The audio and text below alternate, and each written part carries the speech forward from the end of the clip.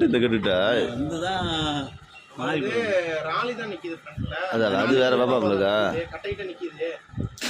எப்படி வந்து ஓடுது பாரு ஓடுது பாரு கார் ஒன்னு ஓடுது பாரு அங்க பாரு இதுல வந்து பாரு ஐயோ இவ்வளவு கொடூரமா நான் எது பாக்குறேன் பஸ் மோய்தா அந்த பேக் எடுத்து தான் அவர் பிடிக்கிறாரு.